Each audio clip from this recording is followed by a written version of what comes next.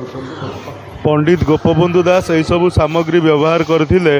देखंतु तांको द्वारा व्यवहृत लंठन चूड़ा चाउल एवं बस्ता एवं हुली डंगाटीए सेतबेले से डंगा माध्यम भी चलप्रचल करुले। ए हूँ गोपबंधु संग्रहालय गोपबंधु कारावास रे थिबार दृश्य सेठारे सृष्टि करा जायछि। खूब सुंदर है संग्रहालयटी जी पारिलु सेठारे अधिक वीडियो रेकर्डिंग फोटो उठेबा मना आमे भी से नियम को पूरा पूरी फॉलो करिछु। माने सुरक्षाकर्मी सचेतन करबारु जेतिकी पारिलु सेतिकी आपण मान पे आनिछु। आ अनुरोध रहबो समस्त सेटिकी थरे जो माने समाज सेवारे थांती तांको पे पंडित गोपबंधु दास सबु बेले जणे आदर्श होइकी रही आछंती।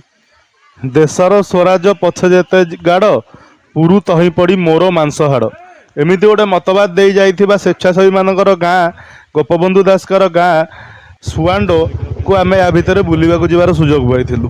सुआंडो रे राज्य सरकार बहुत डेवलपमेंट करिसेंती से विषय रे आमे खबर पाइथिलु।